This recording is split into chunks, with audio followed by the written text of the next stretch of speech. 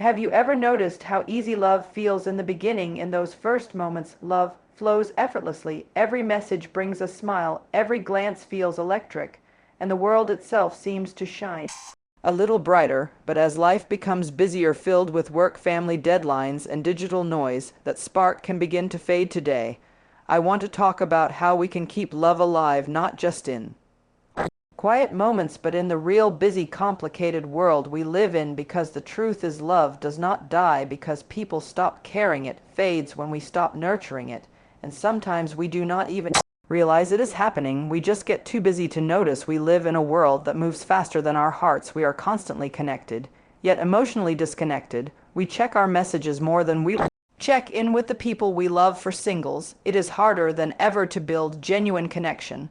There is always another profile, maybe another distraction. For couples, there is never enough time between work, kids, and endless notifications. Love becomes another task on the list instead of the energy that fuels life itself. But love does not need more time, it needs more attention. You cannot always add hours to your day, but you can add presence to your moments. When you are truly present, even for 5 minutes, love feels alive again. Think of love like a living plant. It does not survive on the water you gave it last month. It thrives on consistent care. It needs sunlight, attention, and appreciation. In the same way, every relationship, whether new or decades old, needs regular nourishment. Singles, that means nurturing self-love and emotional balance before inviting someone new into your life. For couples, it means continuing to water the relationship even when the initial spark has settled into a warm glow. Love begins as a feeling, but it survives as a daily practice. One of the greatest challenges in modern relationships is that men and women often love differently. Men express love through actions, through protection, problem solving, and showing up. Women express love through connection, through sharing, listening, and emotional closeness. Neither is right or wrong, they are just different languages of love. But when life gets busy, those languages often get lost in translation. A woman might say, "You never talk to me anymore," and a man might think, "I am doing everything for you." How can you say that he is loving through effort? She is loving through emotion. Both are giving, but not necessarily in the way the other receives it. The key to keeping love alive is learning to translate love correctly. It is realizing that your partner is not against you. They are just loving you in their own way.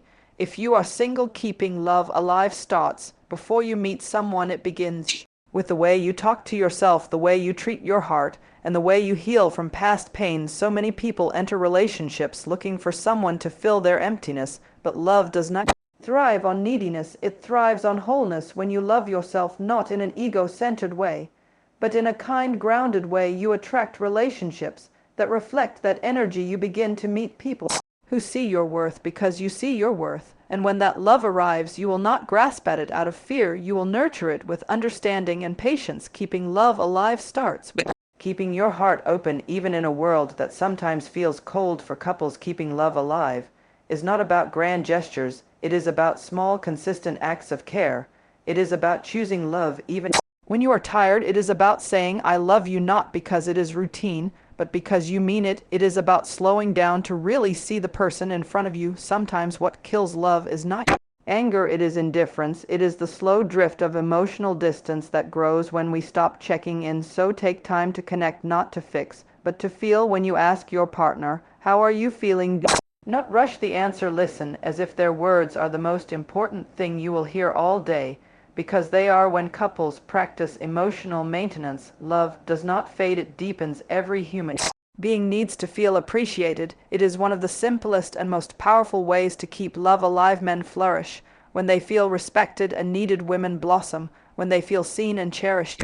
But appreciation has to be spoken. Do not assume your partner knows how you feel. Tell them, tell him, "I love how you take care of things even when you are tired." Tell her, "You make our home feel warm just by being here." Appreciation turns ordinary moments into emotional gold. It tells your partner you matter in our busy world.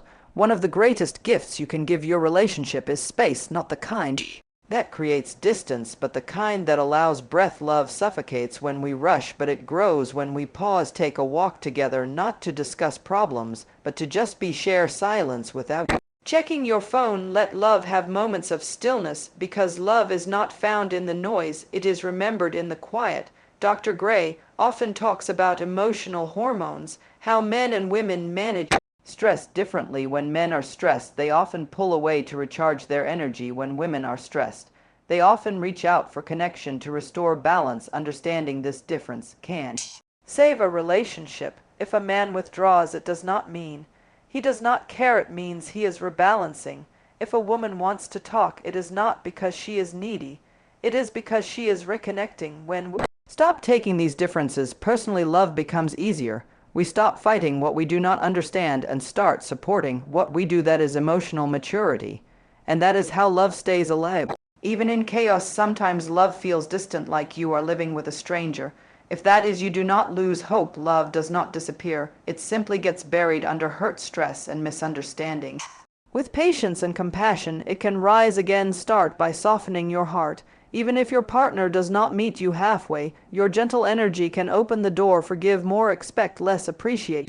Often love grows where kindness is planted. Whether you are single or married, remember this: you cannot give love if you have run out of it inside yourself. In a busy world, self-care is not selfish, it is sacred. Take time for silence, reflection, and joy. Do what fills your heart so that you can give from abundance, not exhaustion. When your soul is nourished, your love becomes radiant. Every relationship rises or falls on communication, but love is not about talking more. It is about talking right. For men, it is learning to listen without trying to fix. For women, it is learning to express without criticism. The goal is not to win the conversation, but to understand the heart behind the words. When you listen with love, even silence feels safe. Many couples ask, how do we keep the spark alive? And I always say the spark does not die, it just changes shape. In the beginning, passion is effortless because everything is new, but real love matures. It moves from excitement to peace, from thrill to trust.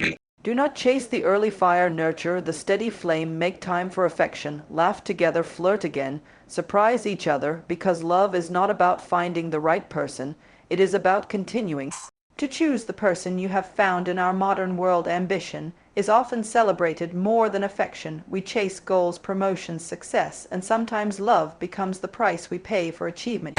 But here is the truth: no amount of success can replace the warmth of connection. Your career can fill your schedule, but only love can fill your heart. So balance both, pursue your dreams, but bring love along the journey, because when love and purpose walk hand in hand, life becomes truly rich at the end of the day.